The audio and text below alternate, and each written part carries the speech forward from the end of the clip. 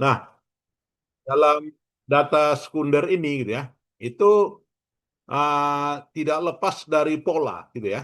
Tidak lepas dari pola gitu ya. Ada data sekunder yang merupakan deretan data gitu kan, deretan tahun. Ada yang deretan bulan, ada yang deretan minggu, ya kan? Ada yang deretan hari gitu kan. Kalau kita mau mengobservasi saham harian, maka kita perlu data saham harian gitu ya. Harga sahamnya yang ditutup di sore hari. Atau juga kita menggunakan harga minyak bumi misalnya. Harga minyak bumi per bulan misalkan bulan Januari, bulan Februari, bulan Maret, April dan sebagainya. Gitu ya. Atau juga kita menggunakan harga saham gitu kan. Atau kita juga menggunakan data-data lainnya, misalnya data APBD, data pertumbuhan ekonomi gitu kan. Data apa lagi? Data data-data harga saham gitu kan, atau juga rasio keuangan gitu kan, rasio keuangan per tahun, per tahun, per perusahaan. Nah, bagaimana gabungannya gitu kan? Nah, apabila kita menggabungkan antara data cross section dengan data time series hingga menjadi observasi pengamatan yang banyak, maka itulah disebut dengan data panel, ya kan, data panel. Nah, ini data panel seringkali kita gunakan di tesis gitu ya. Jadi data panel itu disebut dengan pool data gitu ya. Pool data ini saya dari bahannya Pak Paidi gitu ya. Nah, dari kumpulan itu merupakan disebut dengan data panel gitu ya. Nah, jadi itu, dan data panel ini berupa longitudinal. Nah, artinya dalam jangka panjang itu long ya. Atau micro panel, yaitu data yang diamati adalah variabel yang selama periode waktu tertentu gitu ya. Nah, misalnya data pertumbuhan ekonomi provinsi di Indonesia, era otonomi daerah dari 2001-2010. Nah, ini kan kita menunjukkan pertumbuhan ekonomi provinsi. Ada dari 33 provinsi dari tahun 2001 dengan 2010. Berarti kan gabungan antara banyak provinsi dengan banyak tahun gitu kan. Maka ini disebut dengan data panel ya, atau pool data, kumpulan data. Nah, jadi dari data ini merupakan kumpulan uh, informasi terhadap semua provinsi yang ada, yang sebanyak 33 provinsi dikumpulkan selama jangka waktu 10 tahun. Nah, kalau adik-adik sekalian, itu kan biasa nanti ya menggunakan ini. Jadi kumpulan data banyak banyak negara banyak tahun gitu ya. Nah, banyak negara banyak tahun. Nah, seperti itu gitu kan. Atau juga banyak perusahaan banyak tahun gitu kan. Atau juga banyak nama emiten banyak tahun, banyak banyak minggu misalnya, banyak pekan, ya kan, banyak bulan. Nah, seperti itu. Nah, jika setiap data unit cross section sama dengan jumlah observasi, maka data panel ini disebut dengan balance panel. Nah, jadi kalau seimbang gitu ya antara observasinya dengan apanya, unit unit perusahaannya, misalnya perusahaannya 60, jumlah angka tahunnya 60 gitu kan, maka imbang itu disebut dengan balance panel. Jika jumlah observasi berbeda pada masing-masing anggota panel, maka disebut dengan unbalanced panel. Nah, jika observasinya beda, misalnya apa? Misalnya apa ya? Jumlah jumlah perusahaannya sebanyak 100 gitu ya. Observasinya 60 gitu kan. Berarti kan kita menggunakan data 3 tahun. Ya kan? Data 3 tahun sementara perusahaannya 120. Nah, berarti terjadilah yang namanya unbalanced panel. Nah, itulah yang disebut dengan unbalanced panel. Tapi kalau seimbang disebut dengan balanced panel. Nah, itu. Kelebihan data panel bagaimana? Nah, orang sering menggunakan ya, Pak, saya Pak pakai SPSS saja karena tinggal klik-klik gitu kan. Nah, kalau SPSS banyak kelemahan. Kelemahannya adalah tidak bisa mengolah data panel. Maka saya tidak merekom apabila banyak mahasiswa menggunakan SPSS gitu kan. Ya, karena data panelnya tidak di cover di situ. Ya, dia hanya bisa mengolah data time series gitu ya, tanpa menggabungkan antara time series dengan cross section. Nah, itu. Bila data panel berhubungan dengan individu, perusahaan, negara pada waktu tertentu, maka data ini adalah heterogen. Nah, ini ya. Jadi dengan data panel itu bisa kita mengolahnya antar perusahaan, antar daerah. Nah, ini. Kombinasi data cross section dengan data time series akan memberikan informasi yang lebih lengkap sehingga lebih beragam kurang berkorelasi antar variabel sehingga derajatnya bebas lebih besar dan lebih efisien ya. Penggabungan informasi dari data time series dan cross section dapat mengatasi masalah timbul ketika ada masalah penghilangan variabel ya, penghilangan variabel. Jadi itu ya, menggabungkan time series dengan cross section maka akan ada penghilangan variabel ya, omit variable. Nah, pemodelan data panel di sini gitu ya, menggunakan sebagai berikut. Kita menggunakan cross section. Jadi kalau cross section itu Y sama dengan alpha tambah B1 X1 gitu ya. Ya, artinya Y itu adalah uh, prediksinya gitu kan. Sedangkan 1 2 3 I-nya itu adalah jumlah apanya ya? Jumlah uh, ang, jumlah angka tahunnya ya. Sedangkan N adalah jumlah perusahaannya. Nah, jadi kita menggabungkan jumlah perusahaan, jumlah tahun gitu ya untuk memprediksi Y gitu kan. Nah, inilah disebut dengan model data cross section. Nah, sedangkan model data time series gitu ya, YT sama dengan alpha tambah B XT tambah error T gitu ya. Jadi T-nya itu adalah 1 2 3 sampai T dan banyaknya adalah data time series ya. Nah, ini adik-adik. Nah, sedangkan gabungannya, nah, jadi model data panel itu kita wajib menotasikan ya kan dengan notasi sebagai berikut gitu ya. Ini adalah YIT gitu ya. Nah, ini adalah X1 IT. Nah, wajib ditulis seperti ini. X2 IT gitu ya. Nggak boleh kita tulis X2 T gitu kan. Atau X1 T atau X1 I gitu kan. Wajib IT gitu ya. Wajib IT ya. Nah, jadi ini I-nya. Nah, jadi harus kita buat di tesisnya adalah I itu adalah 1 2 3 sampai N ya. Sedangkan T itu adalah 1 2 3 T gitu ya. Sedangkan N banyaknya observasi, sedangkan T adalah banyaknya waktu gitu ya.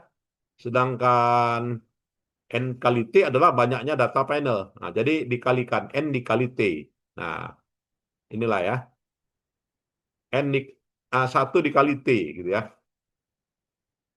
Ini. Silakan ada yang mau bertanya. Cukup jelas ya? Ya, cukup jelas, saya kira. Kemudian, nah, dalam data panel, kita ada diberikan pilihan, yaitu yang namanya common effect. Ya, kalau metode common effect, gitu kan, ketika keluar output dari EPUS atau dari Stata, ya, keluarlah yang namanya common effect. Nah, common effect ini adalah teknik yang paling sederhana mengestimasi data panel adalah dengan mengkombinasikan time series dengan cross section. Nah, jadi tinggal gabungkan aja. Jadi penggabungan data time series dengan cross section tanpa melihat perbedaan antar waktu individu, maka metode OLS dapat mengestimasi model data panel yang disebut dengan metode common effect ya, atau disebut dengan full least square ya, PLS. Nah, ini. Metode ini tidak memperhatikan dimensi individu ya kan, maupun waktu yang diasumsikan perilaku data antar individu sama dalam berbagai kurun waktu. Common effect mengasumsikan bahwa intercept dan slope itu adalah tetap antara waktu dan individu. Nah, jadi itu ya, intercept-nya atau slope-nya ya, itu adalah tetap antar waktu. Teknik seperti ini membuat regresi data cross-section dengan data time series. Akan tetapi, untuk data panel, sebelum membuat regresi terlebih dahulu, harus menggabungkan cross-section dengan data time series. Kemudian data gabungan ini dianggap sebagai satu kesatuan pengamatan yang digunakan, mengestimasi model dengan metode OLS ya. Nah, jadi ln YIT tambah B0 ditambah B1, ln XIT, B2, ln X2 IT ditambah EIT ya. Nah, ini. Nah, jadi metode outputnya yang namanya apa ini ya, common effect gitu ya. Itu ditandai di menu EPUS ya. Itu ada dia ya, menggunakan estimasi common effect gitu ya. Jadi metodenya adalah Paul square gini. Ya, Paul square seperti ini ya metodenya. Kita tandai itu. Ya, disebut dengan metode common effect. Oke. Nah, jadi dengan metode common effect ini dapat kita ketahui gitu ya. Dapat kita ketahui nilai konstantanya gitu ya. Nilai alfanya ya kan. Ya, kemudian nilai kapital nah, PL-nya gitu ya. Nah, jadi dapat R square, adjusted R square ya. Jadi dia dengan kata lain signifikan semua ini. Ya, dengan konstantanya yang negatif ya. Nah, konstantanya negatif dengan variabel X1 cap itu positif dan variabel X2-nya dia positif gitu ya. Berikutnya, metode fixed effect. Nah, ini ya, metode fixed effect mengasumsikan bahwa intercept adalah berbeda antar individu, sedangkan slope-nya tetap sama antar individu. Oke. Nah, ini ya metode fixed effect. Nah, dalam metode ini diberi subscript I ya pada intercept untuk menunjukkan bahwa intercept kedua individu mungkin berbeda. Nah, perbedaan intercept ini menggambarkan adanya perbedaan gaya manajerial ya antar kedua individu itu. Jadi ln YIT B0II B0I B1 ln XIT. Nah, ini ya BLN ya. Nah, ini seandainya variabel dependen dan variabel independennya kita logaritma naturalkan. Ya, kalau tidak di logaritma naturalkan, maka akan tetap ya. Nah, ini. Nah, ini sepanjang dia ada logaritma natural ya. Oke ya.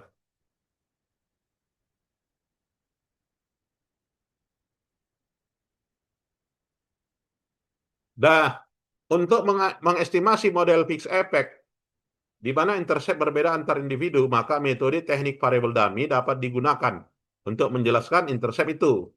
Model ini disebut dengan metode teknik least square dummy variable. Nah, ini kalau seandainya adik-adik mau menggunakan yang namanya variable dummy gitu ya. Jadi kalau ada dummy misalnya perusahaannya besar dengan perusahaan kecil gitu ya, atau utang yang besar dengan utang yang kecil gitu kan.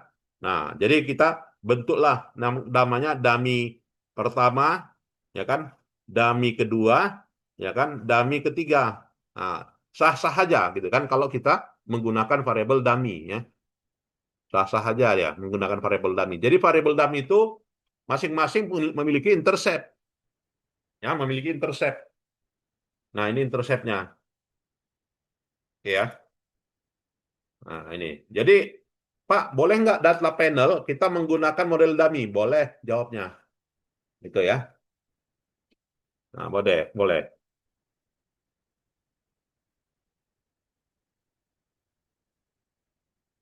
Nah, model fixed effect dengan teknik variable dummy dapat ditulis dengan model seperti ini. Nah, ini kita mau menulisnya model fixed effect dengan teknik variable dummy ln YIT B0 B1 ln XIT B2 ln X2 IT B3 dummy 1, ini dummy 2, dummy 3 ya. Di mana di satu ini satu untuk JM, ini untuk perusahaan yang bukan GM. Satu untuk US, ini perusahaan yang bukan US. Satu untuk West, yang lainnya bukan West. Nah, ini ya, operasionalnya perusahaan dummy ya. Kalau kita menggunakan variabel dummy. Ada pertanyaan? Silakan. Oke, cukup jelas ya. Nah, hasil estimasi untuk dummy sebagai berikut. Nah, jadi kita susunannya sebagai berikut ya. Kita gabungkanlah dia. Nah, kita gabungkan datanya ini tahunnya ya kan. Nah, tahun 935 sampai 1654. Oke, ini apanya dummy satunya 00000 ke bawah. Gitu kan. Ini dummy keduanya 1111 1 gitu ya. Kemudian ini dummy keduanya. Oke, ini dummy ketiganya. Nah, ini ya tabulasinya.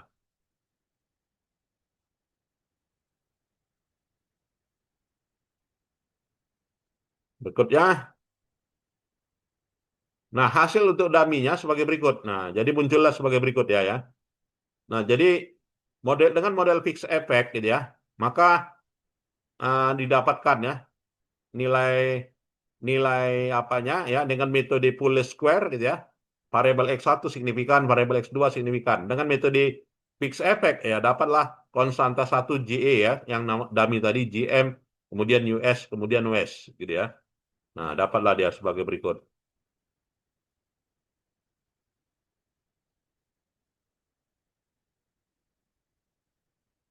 Nah, dengan dummy itu ya dummy 1 signifikan, dummy 2 signifikan, ya, dummy 3 signifikan. Nah, di sini nantinya udah banyak juga orang yang apa ya, kita selain juga menggunakan T statistik, bisa juga kita bandingkan dengan nilai probabilitas.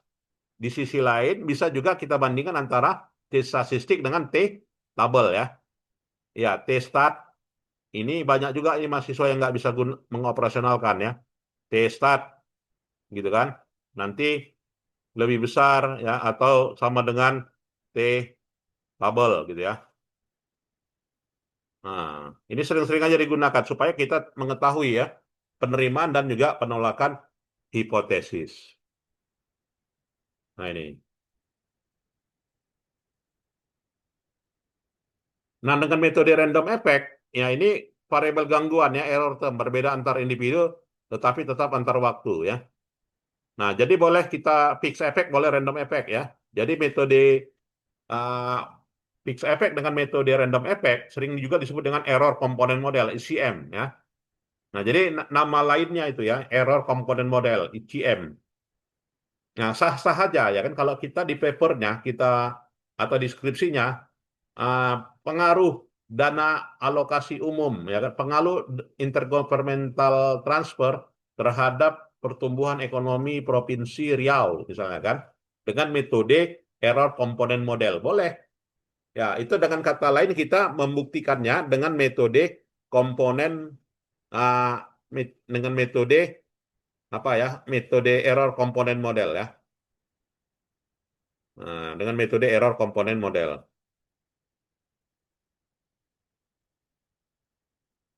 ya dengan metode error component model.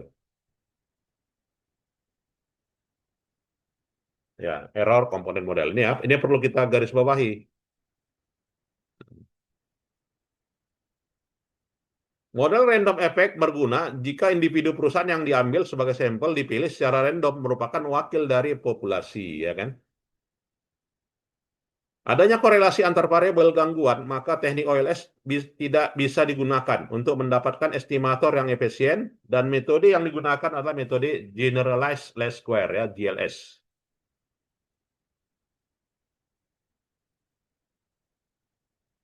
Nah, hasil metode random effect sebagai berikut. Nah, jadi kita dapatkanlah dia metode random effect-nya ya dengan hasil sebagai berikut ditandai dari ini ya. Nah, inilah dia metode random effect-nya. Ada output-nya keluar seperti ini ya. Nah, metode random effect dengan nilai variabelnya sebagai berikut. Nah, ini konstantanya. Ya, ini konstantanya dengan hasil signifikan semua ya kan. Nah, menggunakan dummy itu ya hasilnya tetap signifikan. Ada yang tidak signifikan, nilai konstantanya. Ya kan, nilai konstanta. Beda tadi dengan apa ya? PEM ya, dengan metode PEM itu konstantanya tidak signifikan. Ini signifikan ya. Nah, ini.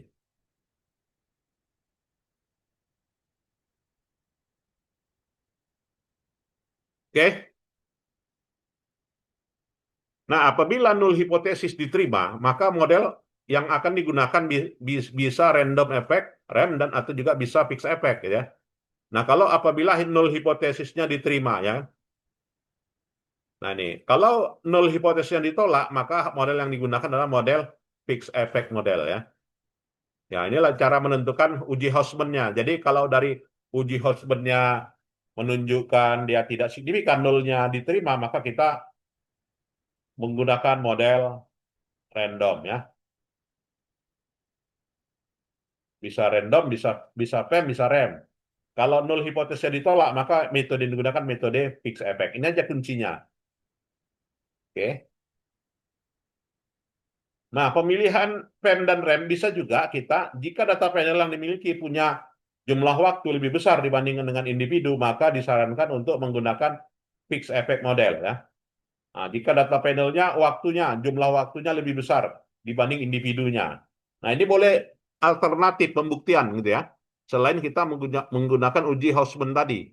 Nah, kalau uji Hausman tadi adalah hipotesanya ditolak, H0-nya ditolak, maka kita bisa gunakan FEM dan REM gitu kan. Tetapi kalau misalnya hipotes H0-nya diterima gitu kan, maka kita wajib menggunakan FEM. Nah, itu ya. Atas uji Hausman. Nah, ini dia. Bisa juga kita buktikan kalau misalnya waktunya lebih banyak dari perusahaannya, maka kita wajib gunakan PEM. Ya, apabila waktunya lebih kecil daripada jumlah perusahaannya, maka kita gunakan rem. Nah, jadi boleh ya membuktikannya seperti ini. Ada pertanyaan? Cukup jelas ya? Nah, ini. Nah, hasil uji Hosmernya inilah dia tadi. Kenapa mana yang hipotesanya ditolak, mana hipotesa diterima. Kalau kita ngikuti ini, gitu kan. Nah, H0-nya H0-nya diterima, HA-nya ditolak. Kalau H0-nya diterima, maka kita PEM atau rem. Nah, sekarang kita lihat H0-nya. Nah, ini dengan nilai chi-square 1,47 dengan nilai probabilitasnya berarti 0,4785, berarti kan di atas alfa 5% ya. Nah, kalau dia alfa di atas 5%, berarti hipotesanya apa?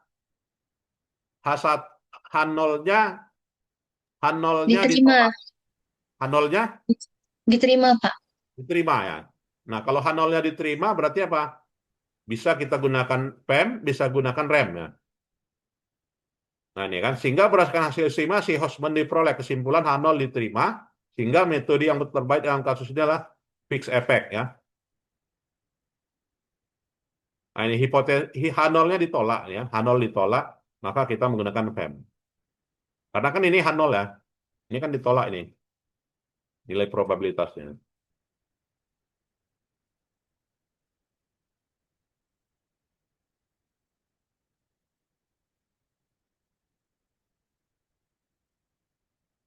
Nah, itu ya. Jadi kita menggunakan PEM. Jadi kalau ini dia signifikan, maka kita gunakan PEM, juga bisa gunakan rem hasil Houseman-nya. Nah, ini kasusnya ya. Kasusnya masuklah ya tahunnya, ya kan ini variabel X1 X2 apa ya? Variabel dummy-nya tadi gitu ya. Di perusahaan US dengan di perusahaan barat ya, sebagai berikut. Maka hasil estimasinya signifikan ya. Signifikan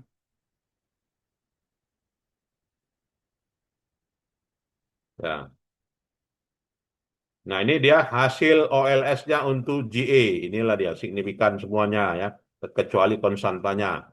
Hasil OLS untuk GM, ya, signifikan semuanya, termasuk konstantanya.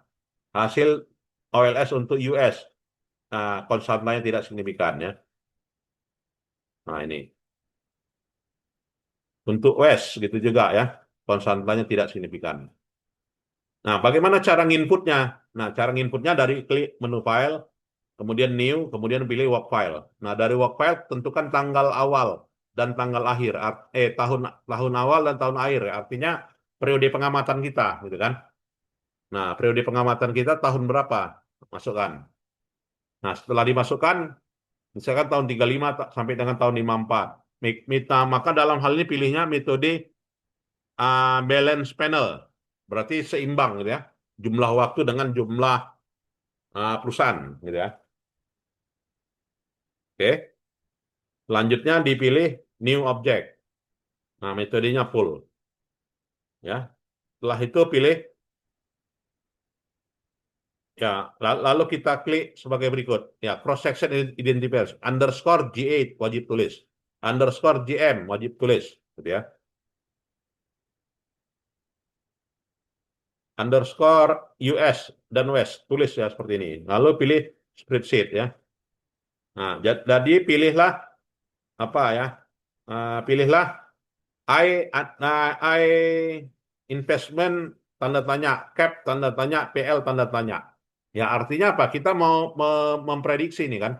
Ya mau memprediksi membuat estimasi persamaan, series list-nya. Nah ini.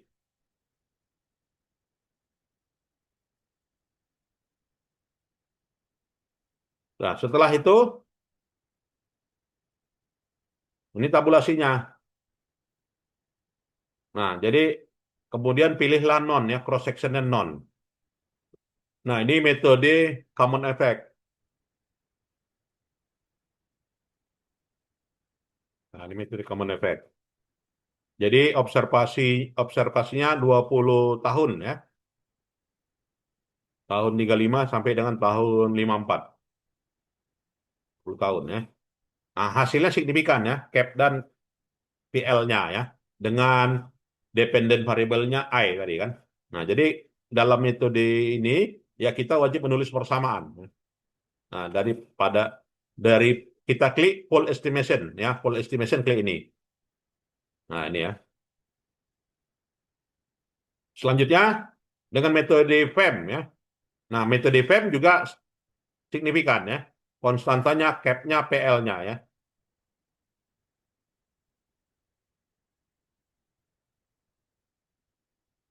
Kemudian pilih random.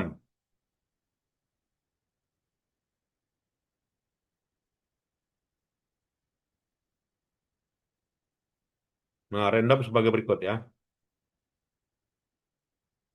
Nah, jadi metode randomnya klik fix atau random effect testing ya. Lalu klik correlate random effect. Uji Houseman ya. Jadi uji Houseman-nya muncul di sini ya.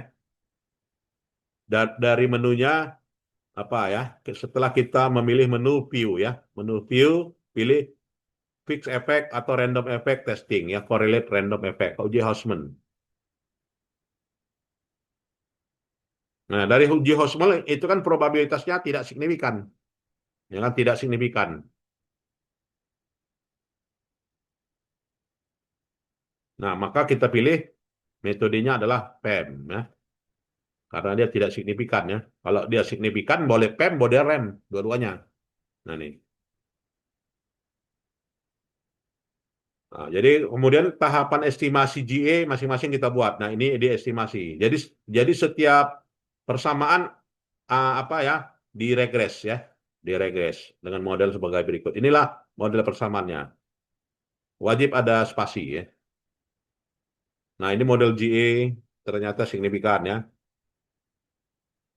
Nah, itulah. Mungkin ada yang mau diskusi, silakan adik-adik sekalian. Ini ya, nanti banyak ini digunakan kalau menggunakan data sekunder ya, tesisnya.